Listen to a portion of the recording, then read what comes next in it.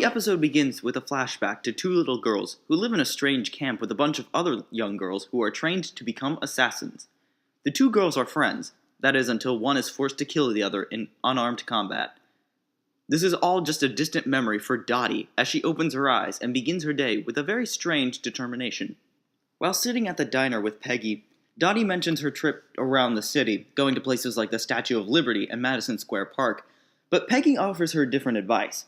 Instead of going to tourist traps, she should get to know the people, as the spirit of Lady Liberty lives in her people, which prompts the response from Dottie saying that she sounds like Captain America. Well, Peggy is about to leave when Dottie swings her arms out and knocks her bag over.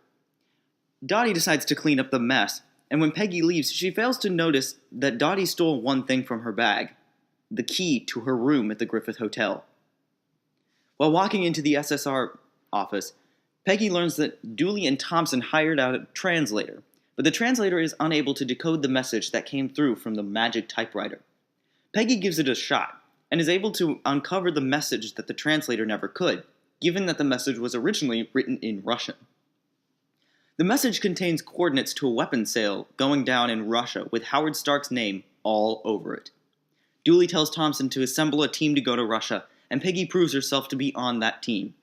Things get a little more exciting for our heroine as she travels to Russia in this week's, or technically last week's, Agent Carter.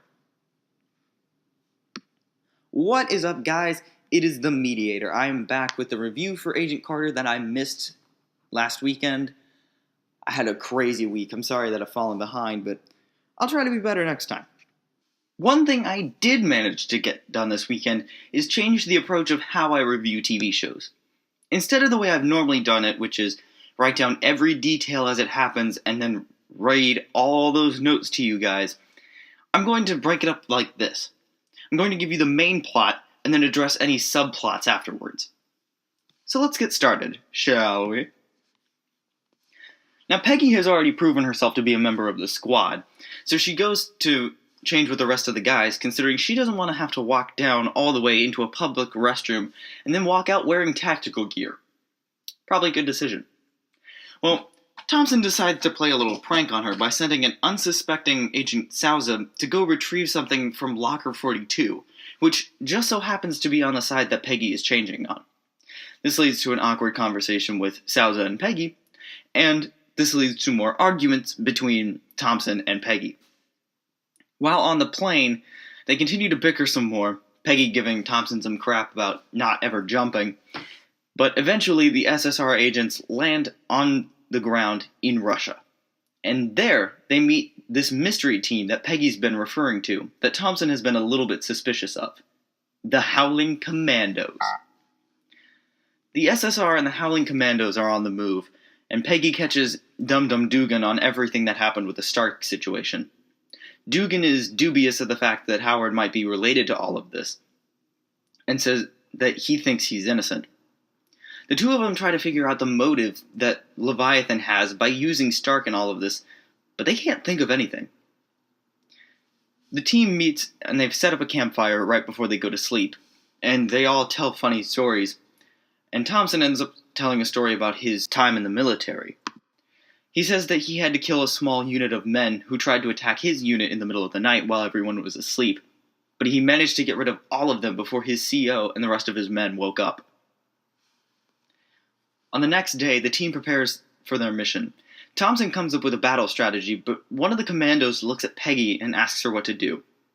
Peggy tells the Howling Commandos that it's Thompson's lead, but Thompson decides to ask Peggy for her thoughts, and she says that they shouldn't split up into 3 different teams, but actually should go in 2 4-man units, as it is a safer strategy. Peggy's unit descends down the stairs, and they enter a room which, oddly enough, is a classroom, with an old cartoon played on tapes. Peggy has one of the men slow it down, and they find the word fear written in Russian all over the video. And they go into another room where they find a little girl who's crying. Dugan tries to talk to the little girl, but is eventually stabbed by her, and she grabs a gun and shoots another man as she gets away. Dugan survived the attack using a bulletproof vest, and he's persuaded not to throw a grenade at the little girl by Peggy. When Thompson's team comes in, they find one of the men dead with a pool of blood by his head. Fearing that they've been discovered by Leviathan, Peggy sends Dugan and 2 other men to find an exit while the others follow her. Peggy's new unit finds 2 prisoners, a scientist named Nikolai, who apparently sees things in different dimensions, and his friend, who tries to keep Nikolai sane after the death of his family. The prisoners give them intel that confirms the belief that Howard Stark is actually not involved in the Leviathan weapon sales at all, when they are attacked by Leviathan soldiers. Peggy frees the prisoners, and all of them are out. Dugan and his men arrive just in time to provide an escape, as the team is being cornered by soldiers and the little girl who comes in from its side. Nikolai threatens the life of one of the Howling Commandos, but is shot by his friend, who couldn't think of a better way. The team moves out, but Thompson is frozen with fear, but eventually Peggy snaps him out of it, and they all get on the getaway truck. As they say their goodbyes to the Russian prisoner and the Howling Commandos, the SSR agents board the plane, and there Thompson explains to Peggy the truth. The men that he killed back during his service were surrendering. But he didn't see the white flag until it was way too late. He had been trying to tell the story ever since he got back from the service, and Peggy tells him, "You just did." When they get back to the SSR, Peggy and Thompson debrief with Dooley, and Thompson even goes as far as to say that Peggy came up with a brilliant plan. They eventually leave, and the guys are headed out for drinks. Sousa declines when he's offered, having thoroughly been shaken up by her startling realization, and even Peggy is invited, and she goes along. Peggy asks if Sousa's sure, and he says yes.